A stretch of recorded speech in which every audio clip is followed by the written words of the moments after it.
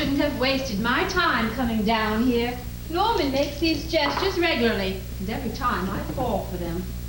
I really ought to know better. We've been married for 5 years. I almost wish to heavens he'd gone away with Annie, had his weekend, got it over with, instead of involving everyone else. Mind you, that would be much too simple for Norman. No point in making a gesture unless he has an appreciative crowd to applaud him. Oh, too late to drive back now. I think I'll go to bed in a minute. I'm amazed you two are still together. Well, I think other people's marriages are invariably a source of amazement. They usually are to me. I mean, you and Sarah. Oh, well, you know, I have found quite often it's the people you look at and say, well, they won't last long, who cling on grimly till death. Maybe they're so aware of public opinion they're determined to prove it wrong. You and Sarah, me and Norman, and Annie and that Tom man. Though I think Norman successfully knocked that on the head. Tom's gone home then? I saw him stomping off into the night. Probably the most constructive thing Norman's done for some time. Saved Annie from a fate worse than marriage, a sort of eternal engagement. Oh, I don't know. He's nice enough, Tom. Not nice enough for her. Oh, this house. I feel like getting a paintbrush and going over it in red and orange and bright blue. It's like a brown museum. A very dirty brown museum. Well, you can't expect Annie to... No, I don't expect Annie to do anything. She's got enough to cope with that evil woman upstairs. You never got on with Mother either, did you? No. She never liked me. I never liked her. Mutual. We were saying earlier that you and Mother were rather alike. Maybe. I wouldn't say Sarah and I were altogether incompatible. We have differences. I won't try and hide that. We certainly have differences. But, you know, 6 of 1. She's pretty good with the children. On her good days. Runs the house very well. Better than you or Annie would, or Mother. Of course, she does have the advantage of you running round in circles for her. That's all right. I don't mind. I prefer being told what to do, really. I often think that if nobody told me what to do, I'd never do anything at all. I remember she went away once for a fortnight, when her father was ill. Took the children with her, and left me on my own in the house. Do you know, I felt myself gradually slowing down. At the end of 10 days, I was hardly moving at all. Extraordinary. It was as if she'd wound me up before she left, and now I was running down. I hadn't even got the energy to take the milk in. Sarah reckons I've got some rare tropical disease, Burmese inertia or something. Anyway, it's better to be calm with her. She's like those toy animals you see in the back windows of cars. Any violent movement from me, and she's nodding her head repeatedly. It works out all right, most days. Who's washing up? Nobody. I'm not, so nobody is. I've done quite enough this weekend. I'm not doing any more. Good for you. I'll do it in a minute. No, don't. You did it last night. Somebody else can do it. You looking at me? Or Norman. Or Sarah. Huh. I don't know whoever does anything in your house. You and Norman are both as bad as each other. What are you doing? Trying to read. You can't read like that. It's resting on your nose. I like the smell of newsprint. Why don't you wear your glasses?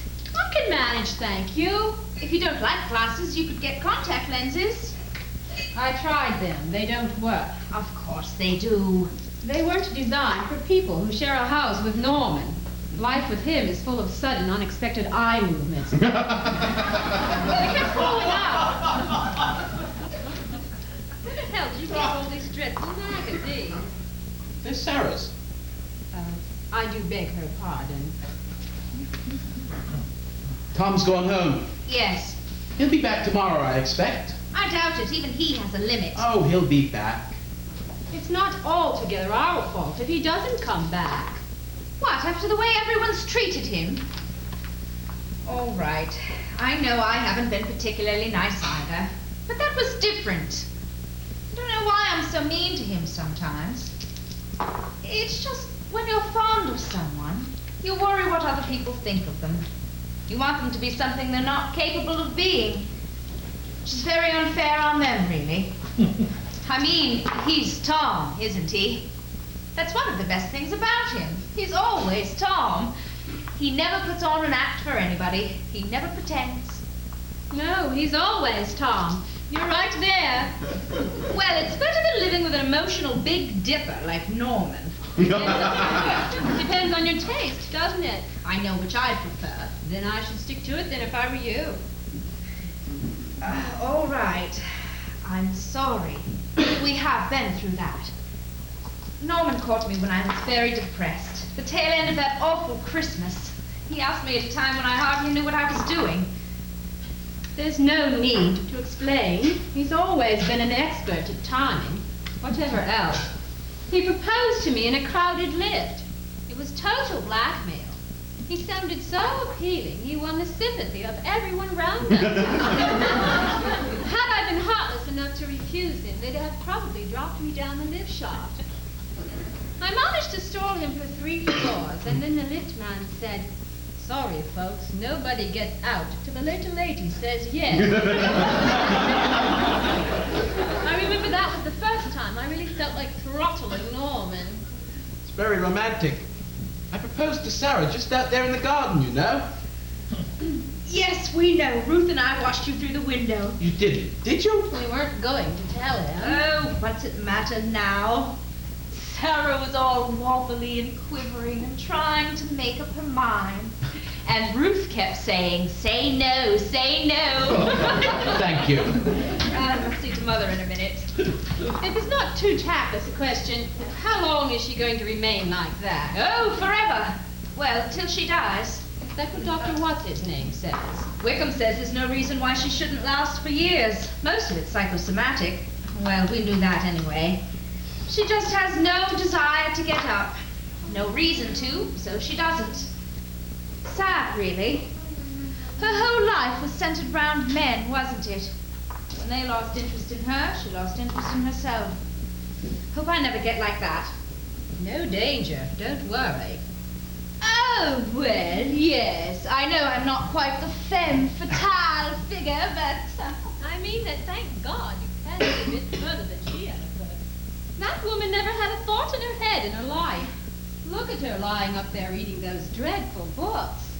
I'm afraid if I'm here alone with her much longer, I might start to get like her. Oh, you know, when I went up to her this afternoon with this dress on and a bit of makeup, she was so gleeful. She thought at last her propaganda was beginning to have an effect. Well, we'll try and come down more often, if we can. But I've got Norman, and Reg has got Mrs. Reg, and all those little Reggies. You do see. If you could try. Yes, we'll try. Won't we, Reg? What? Oh, yes, a bit of a job getting away, but I'll see what Sarah can arrange. Well, nice and quiet for once. Yes. Oh, Reg, what are you doing? I'm just, haven't you got anything to do? I'm doing something. Well, don't be too antisocial, will you?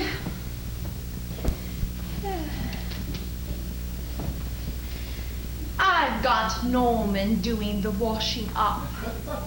You what? You've really been working the job. Oh, no. I just had to ask him. I said, would he be very kind since I wasn't feeling up to it, and he was perfectly agreeable. You must pass on the secret. Everything that can fall to bits in our house is done so. All the doorknobs come off in your hand. None of the cupboards open. 3 of the windows are stuck. The fridge needs a plug.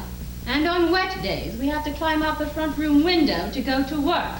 Because the front door walks when it rains. I could probably do it myself, but I'm damned if I'm going to. Well, if you don't mind my saying so, Ruth, I think you just handle Norman wrongly. If you ask him very nicely, he is very willing and helpful. That's good coming from you. You always say he's impossible. Well, I think we underestimate Norman. What have you been up to out there? What are you talking about? Better change the subject. I don't know what you're talking about. Excuse me. Hey, domestic man. Hurry to the kitchen. Just sling it on top of the cupboard. Sling it, right. Just gently, Norman. Don't be carried away. Righto, Chief. What a revolt laughing sight. What have you done with the Slav I married? She's house-trained him at last. That I doubt. Well, on that awful picture, I'm off to bed. Which room was Norman untidying last night? The spare room, Reg's old one. Oh, right. Tell Norman if he wants to join me, he may. But I'd prefer if he came on his own. May I borrow this to read? Oh, of course. So gruesome, she frightened me to sleep. Good night, all. Do you want to call in the morning? If you sleep with Norman, you wake at dawn. Be warned. Good night, Ruth. Good night. Personally, I think that if she showed Norman a little more kindness and encouragement, she might find him a little less difficult. Well, don't let one success go to your head. Oh, well, let's face it. Ruth's always had trouble getting on with anybody. Most of the time, she doesn't even try. I'm sure Norman is difficult to live with, I've no doubt, but any man who... No, I'm being serious.